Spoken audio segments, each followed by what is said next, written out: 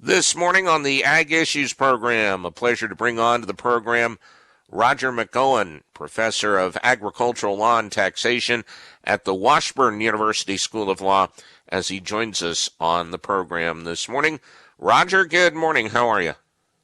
Good morning, Greg. We're doing fine. Good to be back in balmy Kansas today. Yeah, you were up in, was it North Dakota last week?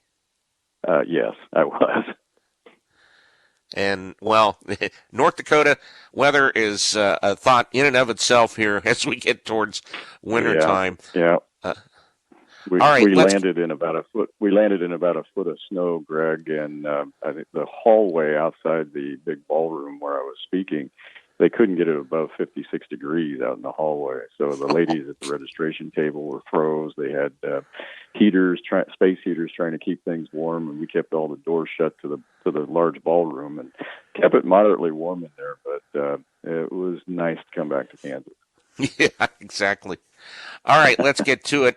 And a lot of it has to do with what we're seeing or not seeing, I guess in this case, in the lame duck session of Congress. And some of your recent thoughts on the blog. You've got three categories that we're going to talk about today. Things that must pass during the lame duck session, things that may pass during the lame duck session, and things that are unlikely to pass in the lame duck session. And we start with the must pass, and a lot to talk about there. And one that is starting to get discussed is disaster assistance. Yeah, that's in the must-pass category. And keep in mind, I think we're down to about 15 legislative days left. I think it might be 13, but it's not very many. So there's some things that need to get done, and in that category would be disaster assistance, and that would be for such things as hurricanes and wildfires, tornadoes, and infrastructure rebuilding, such as the bridge in Baltimore that was damaged earlier this year. That's in the must-pass category, along with discretionary funding, which makes up about 30% of the federal budget, and that will expire at the end of 2024. So they have to get that one done by December 20 to avoid a government shutdown. Then I'd throw also in this category any extender legislation to extend any critical provisions, such as National Defense Authorization Act. They always do that one. So that's in the must-pass category. I would throw a farm bill in here too, but I'm going to drop that down to the unlikely to pass. It's one, should they? Yes. Will they? No. That's where I put farm bill. And you have the may pass legislation, and some pretty significant ones that, of course, starts with WRDA, better known as the Water Resources Development Act. Yeah, that's for civil works projects for ports and harbors and inland waterways, flood and storm protection. There's a decent shot they'll get that one done. It's pretty much ready to roll. Just needs a little bit more debate on it, whether they have time to calendar that and how fast these other provisions that have to pass is going to determine whether that one makes it. And I would also throw in the may pass category legislation dealing with artificial intelligence, trying to set some boundaries on the usage of artificial intelligence. Greg, I hesitate calling that AI. You and I know what AI means. And the first time I heard colleagues at the law school referring to AI, he said he was doing a seminar on AI, and I went down to his door at his office, and I said, pardon me, but what do you know about agriculture? And he didn't know what I was talking about. And we had a total disconnect. I'm thinking artificial insemination. He is totally using that term in a different light. But I guess artificial intelligence has co-opted the agriculture use of that term. So they may do an AI bill, and then maybe some provisions concerning China. There have been multiple bills that have been introduced to deal with the various national security threats of China, and I'd put that in the may pass category. And then, of course, you've got the unlikely to pass, and as you mentioned earlier, you put the farm bill within that category. Yeah, I just think they're running out of time on this. There are too many things that Debbie Stabenow would like to do that is not going to go well with the House, and it's going to require a lot of debate. They don't have time to do that right now. And I just think they're just going to push a reset button on that again. We're going to get another extension. We'll let the new Congress deal with this, and we'll see what they do. Who knows? But it is causing some concern. I've done some banking conferences recently, and one also up in North Dakota, and that's a concern of the bankers as to what Congress is going to do with the Farm Bill and what lending practices will be, and what they can tell their clients and what they can do for their clients. So, Farm Bill is more important. It's broader than just dealing with commodities. Of course, a large part of that is supplemental funding, the SNAP funding, those types of things. So a lot of it really doesn't actually have anything to do with agriculture production, so to speak. But I'd say the lending side of this thing and the crop insurance provisions, that's going to be pretty important. And we'd like to see a bill sooner than later, but I just don't see that happening in the lame duck session. Some other things, well, one that is more than likely going to start ramping up is the potential expediting of permitting for oil and gas projects. Well, the election will clearly result in a ramp up in oil and gas production in the U.S. and a de-emphasis on less efficient, less reliable, heavily taxpayer subsidized forms of energy production. And that needs to pass so that can get streamlined when the new administration comes in and that's ready to roll out. I just don't think that's going to happen. In this version of the way Congress is constituted right now, we're going to have the new Congress deal with that and then get those permitting process expedited. So I expect that in the new Congress, not in the lame duck. And three other things. One, obviously, as we know, with Congress kicking the can down the road, the debt limit more than likely is going to get kicked down the road again. Yeah, I think so. I think that's what they will do on this. There's really that's not a concern too much on the priority list for a lame duck session. We'll just punt that one forward to the next version of Congress. And railway safety legislation also probably won't be taken up in the lame duck. Yeah, I just can't see. I would be really surprised, if the lame duck session took up the railway safety legislation that is on the table. There's been a lot of discussion about it. There are some things that need to be done with railway safety, but I just don't see that happening in the lame duck session either. Recession legislation is also, or rescission legislation, I should restate that, probably won't be taken on as well. I don't think so. And let me explain what this is, because this is a constitutional issue that's out there. It is picking up steam compared to where we were 10 days ago or so on this. And this is something that can be passed without the president's signature. And what it does is allow the Congress to revisit spending decisions.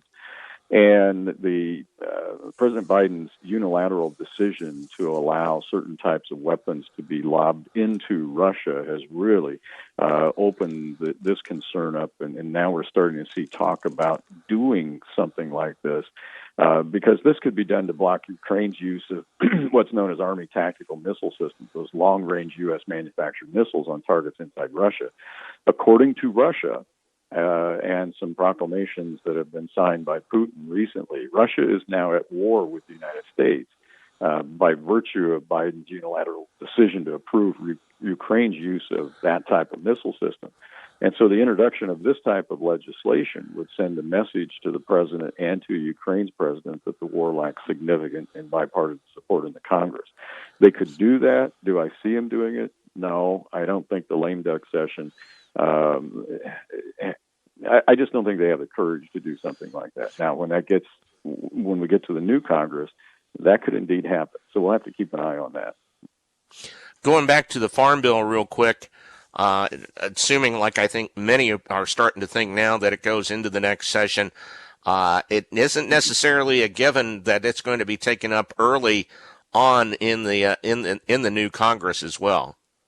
No, that's right. They're not under any pressure to do that right away. So it's going to be interesting to see how this shakes out. We've got to get a new ag secretary in place as soon as possible, and we'll see what the shape of this is. The other factor on this, Greg, is you put RFK Jr. as the head of HHS. That has a lot of implications for agriculture too. So it's going to be interesting to see how HHS, FDA, USDA work together or not in the coming months. That's going to be an interesting dynamic. Roger McEowen, Professor of Agricultural Law and Taxation at the Washburn University School of Law, is joining us, and we've got other topics of discussion. And Roger, first, the very obvious, the use of drones in agriculture is increasing, but some of those uses of drones include scouting crops, monitoring livestock, but can also be used for questionable purposes as well. That's right, and that's where the states get involved with this in passing laws. And one of those state laws has made it all the way to the Supreme Court, and just recently the Supreme Court declined to take the case, and that's the Texas statute. And that Texas law, like many other state drone laws, they have surveillance provisions in them, and they also have no-fly provisions. And the Texas law said that a drone can't be used to capture an image of anybody on privately owned real property with the intent to conduct surveillance. And so if you get an image captured that way, you can't publish it. And so the news people were upset about that. News gathering is not an exempted use, and the law's no-fly provision made it unlawful to fly a drone over certain structures, also including a confined animal feeding facility, which is a big deal for agriculture. And that's one of the strictest drone laws in the state. Well, there were two media organizations that challenged that law as unconstitutional on free speech grounds. Trial court agreed with that, but the Fifth Circuit reversed, and last month the U.S. Supreme Court declined to take the case. And so that all means that the Fifth Circuit's opinion upholding that Texas law is the key decision for agriculture. And it's a big decision because this is an issue because of the vulnerability of farming and ranching operations and agribusinesses that have property in the open and the potential of that property being surveilled by the government as well as organizations that want to do them harm. And that's particularly true, again, with those confinement animal operations. So the Fifth Circuit upholding the Texas law's constitutionality, I think, could encourage other states in the coming legislative sessions across the country to enact similar legislation. We'll have to keep an eye on that one. Another thing, talking about wills, and sometimes a decedent's will, Rogers, challenged by an heir claiming that the decedent was influenced by someone else that caused the decedent to change how their assets would be disposed of. In other words, it's a challenge of a will based on a promise. Yeah, you promised that you were going to leave me something, and then you didn't do it. Well, can you challenge the will that doesn't lead to anything because the decedent, while they were alive, said that they were going to? Very, very difficult to do that. But there was a recent case where the individual claimed that she deserved the decedent's estate because he had promised to give her his farm ground and had named her as agent under his medical and verbal powers of attorney. Now, the other people in the family that received the farm moved to dismiss her case, and the court looked at this and they said, well, it was an attorney that drafted the will. The decedent signed it. There were two witnesses present. Both the attorney and the witnesses attested that the decedent was of sound mind, understood the nature and extent of his property when he created and signed the will, and there was no contrary testimony. And so the challenger to the will in this case failed. And the court said, you've got to have enough evidence. You have to have testimony from decedent's caretakers or something. You just simply cannot challenge a will based on an oral promise. That's not enough. And, Greg, we actually see this more often than many people would think.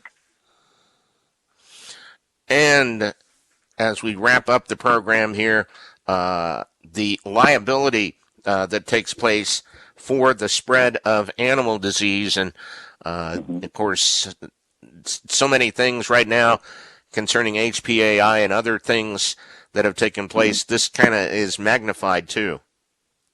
Yeah, and I get questions on this fairly often, particularly when we have things like HPAI that are cycling through. And in general, once you know that an animal or a bird of yours that's under your control, as I say that, this may be a leased premises, so it may be on your premises, but you're not in control of it. But if it's your animal that you own or you're in control of it, you have to take reasonable steps to ensure the animal doesn't come into contact with healthy, uninfected livestock of anybody else. Now, several states require restraint of animals that are known to have infectious or contagious disease from running at large or coming into contact with other animals. But a lot of times we get situation involved leasing leased premises, and so you've got an owner of the land, but it's the tenant's animals. Absent a written lease, and this is why, again, it's very important to have a written lease, but absent a written lease that says differently, a landlord is generally not liable for damages to a tenant if the premises causes the tenant's healthy animals to become diseased.